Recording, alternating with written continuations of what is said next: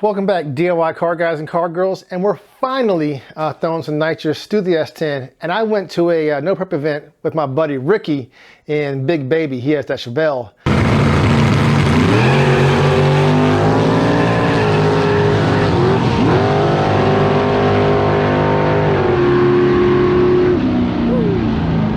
And he put Lieutenant Dan back in that thing. Lieutenant Dan is an old school 350 that whenever a motor gets hurt, he puts Lieutenant Dan in there, and Lieutenant Dan just keeps on going. I'm telling you, it's nothing crazy about the motor. He throws nitrous to it, and it just works.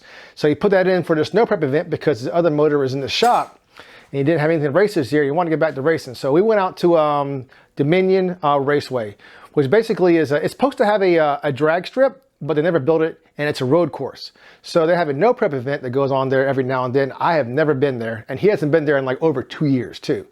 So we went out there, they had a shootout.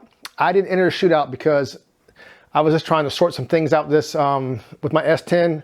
I tried to put nitrous to it. It didn't feel like it was coming on. I didn't feel comfortable like I could compete or everything was quite where I wanted to be. So he entered it because his nitrous was definitely coming on.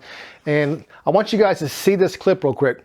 Now, when we entered it, he went to the driver's meeting, and we were talking to the guys, like, how does the bulbs work? And he's like, you know, it's going to be like stage, pre-stage, instant green. Like, cool, that's fine. But what they didn't tell us was, like, there's no beam. So if you're a promoter event, you got to tell guys that, you know, there's no beam. You're going to see a stage and a stage, and you better get ready to go because there's no bumping into the beam. We were never told that. So if you watch this clip right here, if you watch the guy in the back, he's controlling the bulbs, the stage and pre-stage, and no one ever figured out. If we would have known, we would have had someone sitting right there next to his car, making sure Ricky was ready to go, and we were all, like, you know, caught off guard. I think Ricky could have gone rounds this event, but you know, it is what it is. They said they would give us our money back. We didn't want that. We just wanted to run again, but you know, we don't have any animosity about that. But if you're having an event, you just got to be very clear about, you know, the tree and how it works, because it'll just throw people off like it threw us off right here. So go ahead and check this clip out.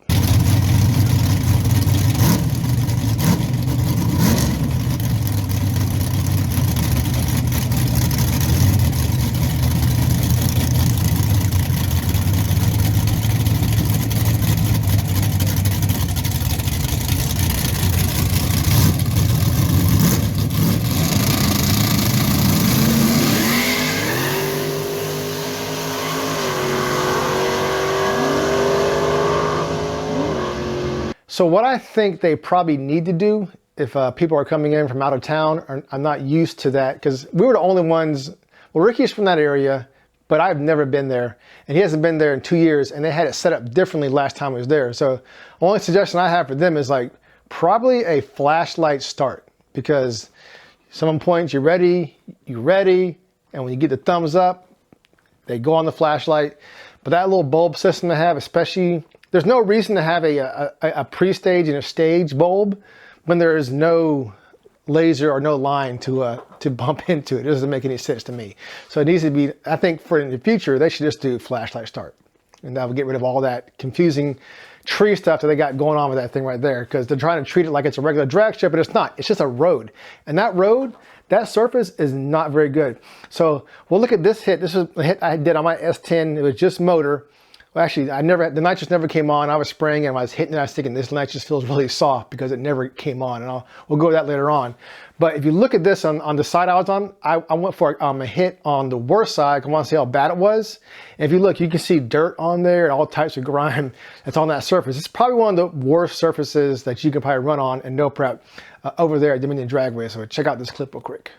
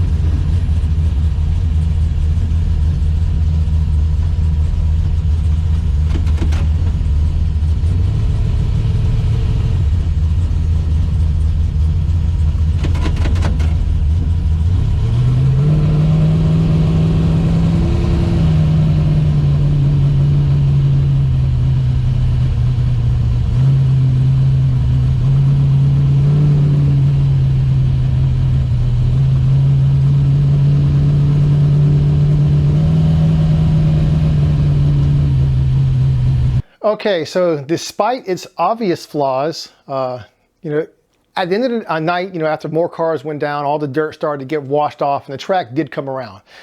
But, you know, despite the obvious flaws of like, you know, the slowdown, not very much. The turn to come off the track is, you have to do a 2-point turn to definitely make that turn if you don't have that good of a turning radius like me.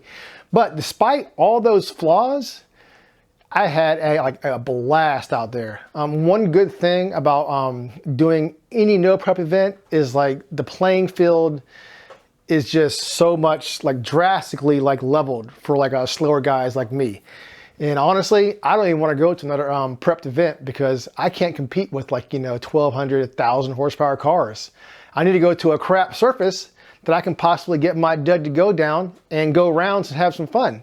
So I think from now on, that is, I'm hooked. Like everything that, you know, Billy, you watch, you know, SRC, or you watch, look at the old man, they talk about, you know, no prep and racing. It is like, when I was there at my first event, like I'm sold. It's definitely bringing like racing back to its roots, because everyone has to make it down that crap surface. There's no like whining, complaining about not the prep being good or whatever. You just got to make it down that surface. You can't make it down that surface, then that's your bad. But I definitely, at the end of the night, it definitely got better. And I'm pretty sure that the motor, this thing ran a 690s down that track motor. Pretty sure, because at the very end of the night, it started to get sticky when all rubber got down there, and I was able to give it a good bit of gas out the hole, and it ran pretty darn good. But let's get to the nitrous in this. Nitrous never came on. Reason why? Let me show you.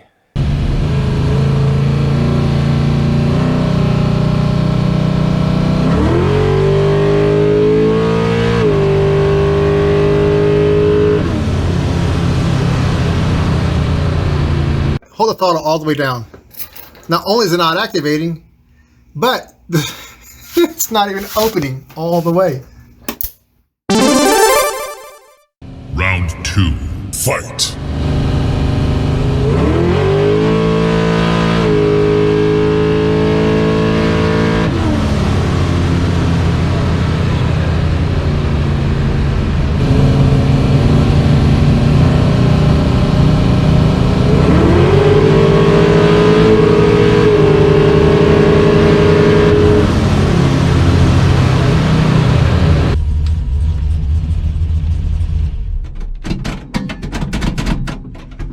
Okay, she came on then. I felt that.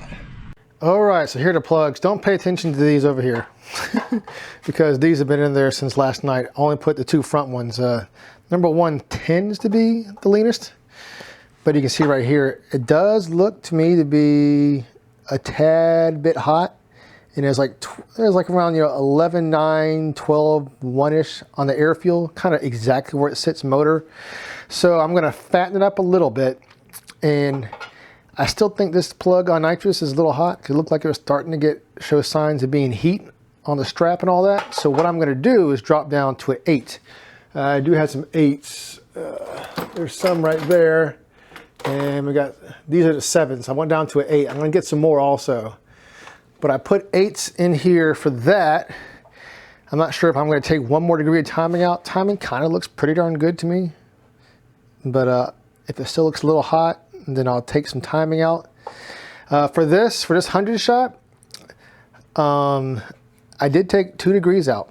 So I don't know. People said you don't pull any timing for nitrous in E85. I just don't think that's true. To me, I think this strap would be way over here, but I didn't pull any timing. That's just my personal opinion. But anyways, guys, we're still working on this nitrous thing with the E85. When I have more data and more stuff to back up what my theories are, I will share that with you. But until the meantime, keep on wrenching and peace.